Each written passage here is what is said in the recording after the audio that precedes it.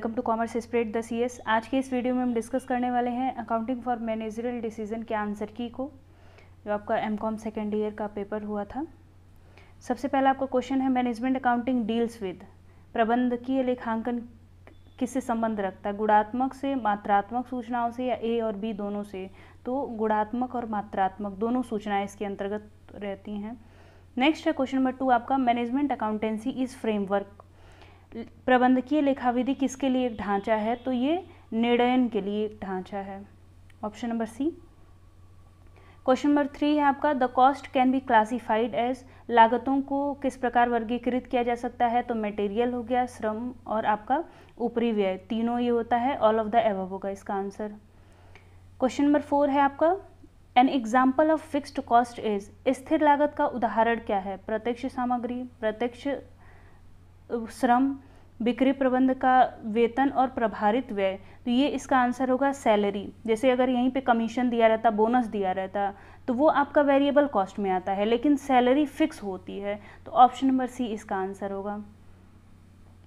Question number 5 है आपका, the method use to assets real cost of providing to an individual consumer, एक व्यक्तिगत ग्राहक को सेवाएं प्रदान करने की वास्तविक लागत का आकलन करने के लिए किसका प्रयोग किया जाता है? तो ये किया जाता है एक्टिविटी बेस्ड कॉस्टिंग में। जैसे अगर कोई पर्सन आता है, कोई इंडिविजुअल कस्टमर आता है, तो वो कितना काम करवाएगा, उसके हिसाब से कि कौन कौन सी क्रियाएं उसके अंतर्गत होंगी, तो ये आपका एक्टिविटी बेस्ड कॉस्टिंग के अंतर्गत ही होता है।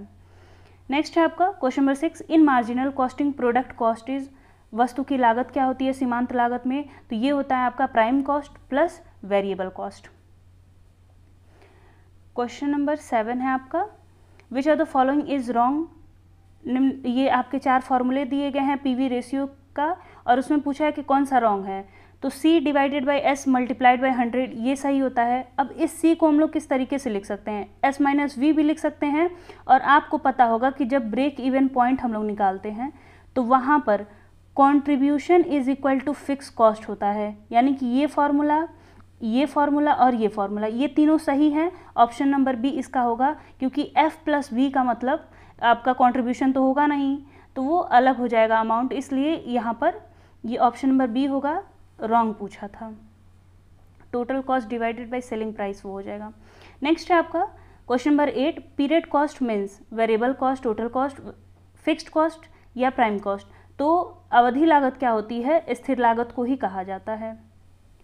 क्वेश्चन नंबर 9 है आपका, an important difference between marginal costing and absorption costing is regarding the treatment of, सीमांत लागत विधि में और शोषण लागत विधि में एक महत्वपूर्ण अंतर क्या होता है, किस चीज़ से संबंधित होता है? तो वो आपका संबंधित होता है फिक्स्ड कॉस्ट से रिलेटेड। जो फिक्स्ड कॉस्ट का किस तरीके से उसका एब्जॉर्प्शन करना है, किस तरीके से उसका ट्रीटमेंट करना है, वो मार्जिनल कॉस्ट में अलग होता है, कि मार्जिनल कॉस्ट में माना जाता है कि वो पीरियड कॉस्ट है। वहीं पर एब्जॉर्प्शन कॉस्ट में क्या होता है, इसको हम लोग फुल कॉस्टिंग के नाम से भी जानते हैं। तो फुल कॉस्टिंग मतलब क्या है कि वेरिएबल प्लस फिक्स्ड हम लोग दोनों लेकर के चलेंगे, तो ऑप्शन नंबर डी। वैसे अगर हम लोग देखें तो वेरिएबल कॉस्ट हो गया, चाहे मटेरियल से रिलेटेड हो गया, हर एक चीज़ है, लेकिन यहाँ पर इंपॉर्टेंट डिफरेंस पूछा है तो आपका फिक्स ओवरहेड होगा। क्वेश्चन नंबर 10 है आपका, calculate the BEP in units from the following, पूछा है आपका बीईपी निकालना है यूनिट्स में। तो यहाँ पर दिया हुआ है आपका सेलिंग प्राइस 15, 8 रुपीज़ दिया हुआ है वेरिएबल कॉस्ट, फिक्स्ड कॉस्ट आपका दिया हुआ है 14,000। यूनिट प्रोड्यूस से हमको कोई लेना देना नहीं है, क्योंकि वेरिएबल कॉस्ट और सेलिंग प्राइस ऑलरेडी यूनिट में दिया हुआ है। तो फॉर्मूला आपका होगा fix cost divided by contribution. तो कंट्रीब्यूशन आपका कितना आ जाएगा, 15 में से 8 को माइनस कर दिया जाए तो 7 आ जाएगा, और इसको कट करेंगे तो आपका आ जाएगा 2000, option number A. Question number 11 है आपका, a mobile manufacturer finds that while it cost 6.25 per unit to make a component A, the same is available in the market at 5.75। कोई एक मैन्युफैक्चरर है, वो देखता है कि अगर किसी प्रोडक्ट को हम बनाते हैं तो 6.25 रुपीज़ लग रहा है, और वही सेम प्रोडक्ट 5.75 पर मार्केट में मिल रहा है।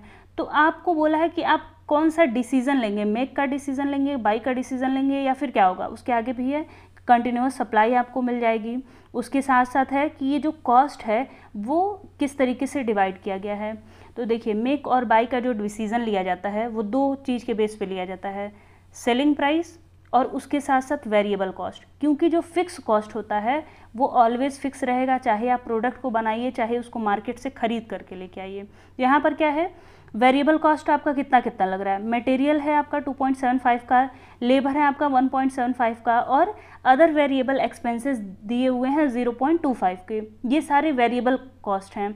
Depreciation to the fixed cost, ये आप प्रोडक्ट बनाइए चाहे बाहर से खरीद के लेके आइए, लेकिन 1.25 रुपया तो लगाना ही लगाना है। तो अगर इन सबको जोड़ा जाए तो कितना रुपीज़ आ जाएगा, ये हो जाएगा 7.5, ये 1.5 और ये 2, 2 2 4 1 5, यानी कि टोटल प्रोडक्ट को अगर बनाया जाए तो वेरिएबल कॉस्ट हमारा आ रहा है 5 रुपये का, फिक्स कॉस्ट तो हमेशा लगेगा।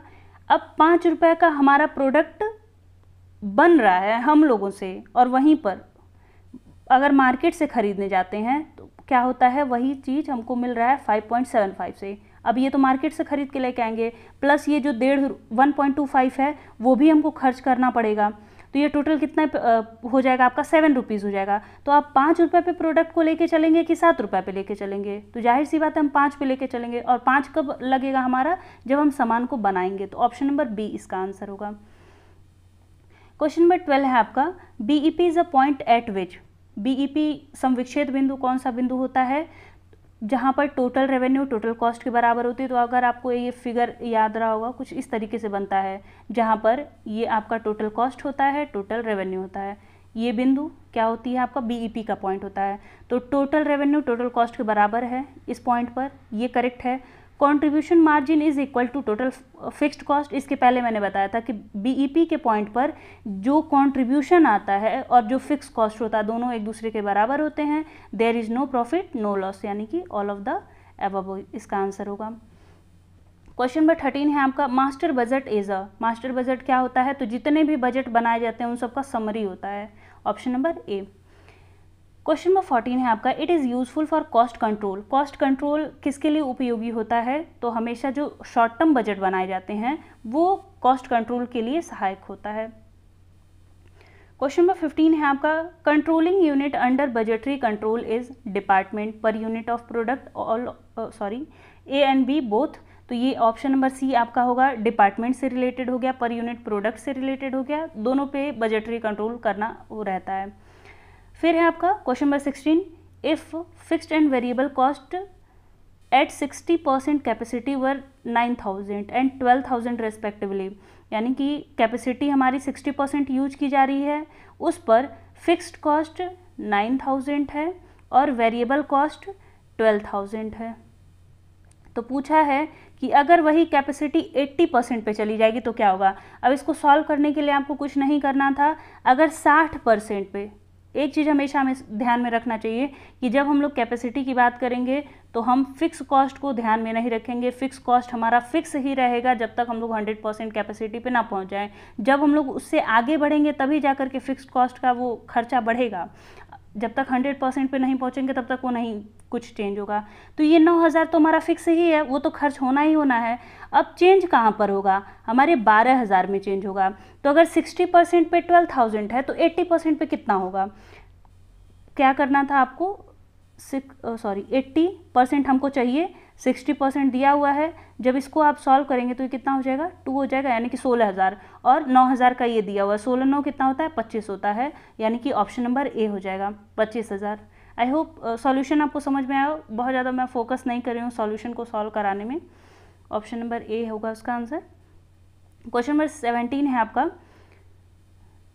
Does not exist in responsibility accounting, उत्तरदायित्व लेखांकन में कौन सा शामिल नहीं होता है, तो लाभ केंद्र होता है, इन्वेस्टमेंट होता है, और आपका सेल सेंटर और एक्सपेंडिचर सेंटर। इसमें से पूछा है कि क्या नहीं एग्जिस्ट करता है, तो ये इसका आंसर होगा आपका एक्सपेंडिचर सेंटर, क्योंकि जो सेल्स सेंटर होता है उसी को एक तरीके से हम लोग बोले कंट्रीब्यूशन सेंटर बोल सकते हैं, प्रॉफिट सेंटर बोल सकते हैं, तो ये ऑप्शन नंबर डी इसका आंसर होगा।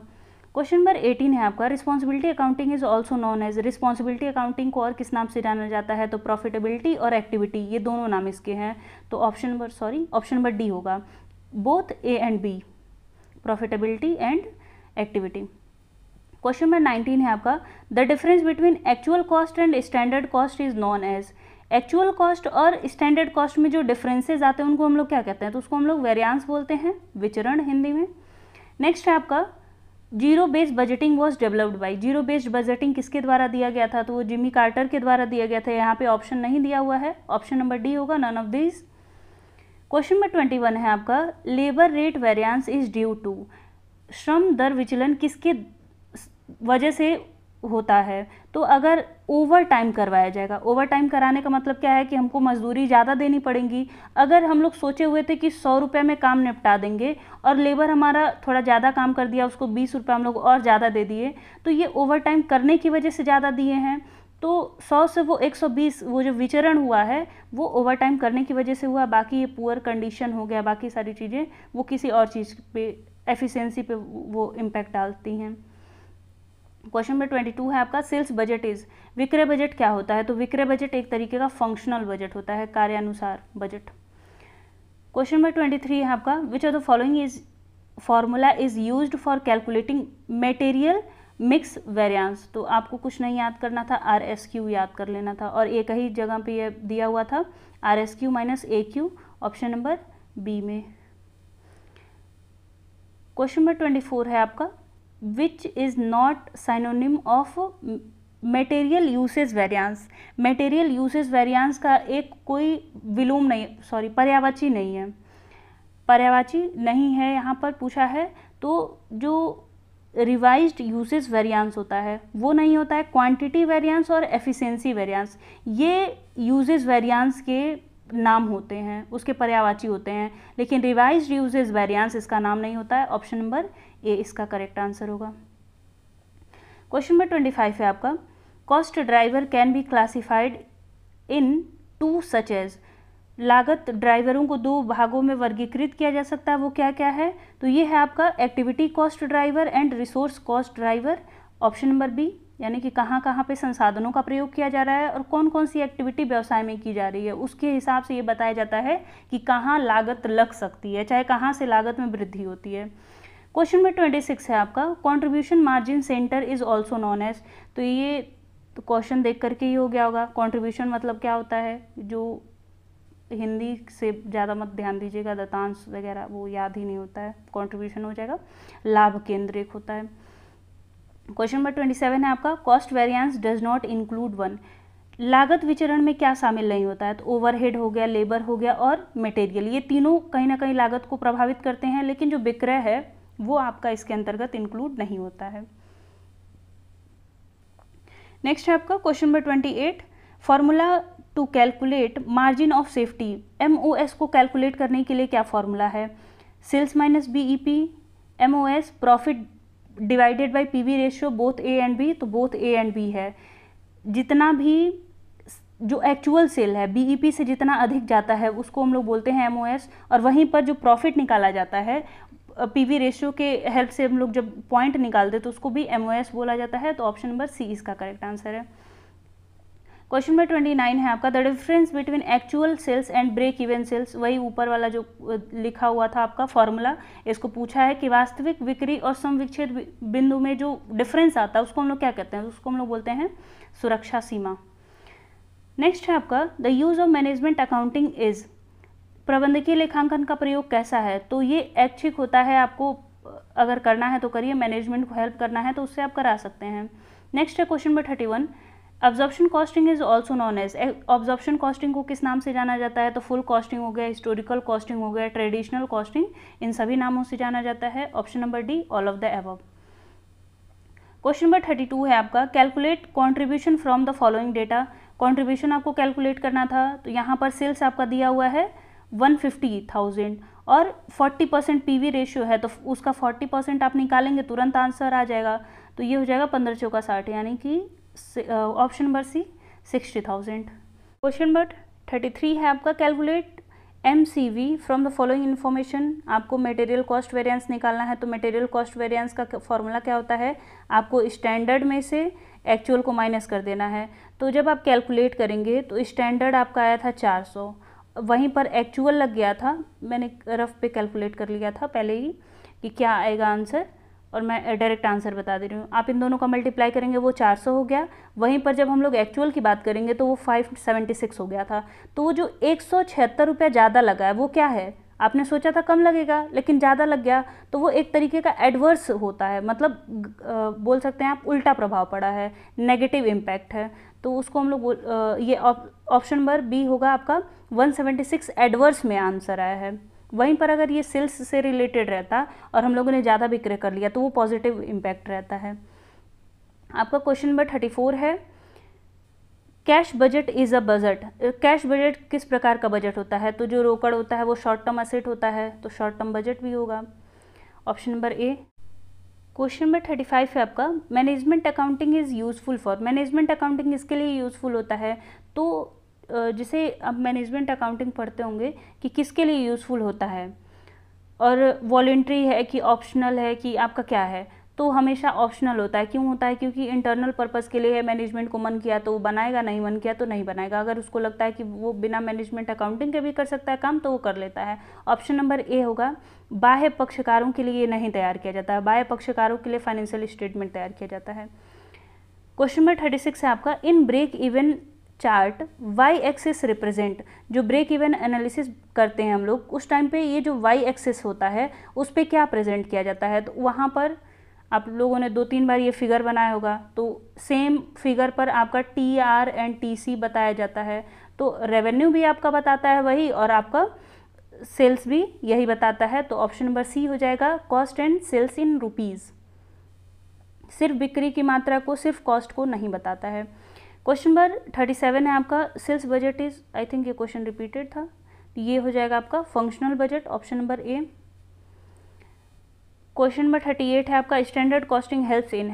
स्टैंडर्ड कॉस्टिंग किस पे हेल्प करता है? तो वो आपका हेल्प करता है एफिशिएंसी को मेज़र करने के लिए, क्योंकि यहाँ पर एक तरीके का एक कंट्रोलिंग आप कह सकते हैं कि कंट्रोल करने के लिए भी यूज़ किया जाता है। तो एफिशिएंसी को हमेशा मेज़र करने के लिए, हम लोग एक्चुअल कहाँ तक परफॉर्म किए हैं उसके लिए होता है। क्वेश्चन नंबर 39 है आपका, standard cost is. Standard cost क्या होता है? तो एक तरीके का आगामी समय में आने वाले लागत होती है, तो एक टारगेट कॉस्ट होता है कि इतना हमको कॉस्ट पे करना है काम। क्वेश्चन नंबर 40 है आपका, which of the following, which of the correct formula for calculating labour efficiency variance. Labour efficiency variance के लिए कौन सा फार्मूला सही है? तो वो है आपका रेट, स्टैंडर्ड रेट को मल्टीप्लाई कर दिया जाता है जो उनको टाइम दिया जाता है, standard time minus actual time. I hope आपको सारे जितने भी क्वेश्चन हैं उन सब के आंसर सही सही मिल गए हों। एक आध क्वेश्चन के अगर आंसर गलत होंगे तो आप कमेंट कर दीजिएगा, कोई दिक्कत नहीं है उससे। और मैं ये नहीं कहती कि 100% ये आंसर की करेक्ट ही है, मे भी हो सकता है 98%, बट इतना है कि 98% तक लगभग सही ही होगा। एक आध क्वेश्चन हो सकता है कि इधर उधर हो गया हो। और अगर आपके क्वेश्चन कम सही हैं कोई दिक्कत नहीं है, क्योंकि आपको 25 नंबर आपके कॉलेज वाले देने वाले हैं। 15 मार्क्स का आपने थ्योरी किया हुआ तो उसमें नंबर बहुत ज़्यादा कटने नहीं वाले हैं, 10 नंबर आपको मिलने ही मिलने हैं। तो वहाँ से कम आपकी वो जो स्कोरिंग होने वाली है, जो क्रेडिट बनने वाला है वो अच्छा ही बन जाएगा। ये हमेशा पढ़ाई को आप एंजॉय करिए, बहुत ज़्यादा बर्डन लेने किसी चीज़ की ज़रूरत नहीं है। बाकी मिलते हैं नेक्स्ट वीडियो में। और बिजनेस एथिक्स से रिलेटेड सारे वीडियोस आपके अपलोड हो चुके हैं, तो परेशान मत करिएगा कमेंट करके कि मैम अपलोड नहीं किया है, चाहे नोटिफिकेशन नहीं दिया हुआ है। तो नोटिफिकेशन गया होगा, आप शायद नहीं सब्सक्राइब किए होंगे तो आपको पे नहीं गया होगा। एक बार ज़रूर चेक कर लेना चाहिए अगर वीडियोस जाते हैं। और अगर चैनल को आपने सब्सक्राइब नहीं किया होगा तो चैनल को सब्सक्राइब कर लीजिएगा, अपने दोस्तों के साथ भी शेयर कर सकते हैं अगर आपको लगता है कि वीडियोज़ यूज़फुल होते हैं। तो मिलते हैं नेक्स्ट वीडियो में, धन्यवाद।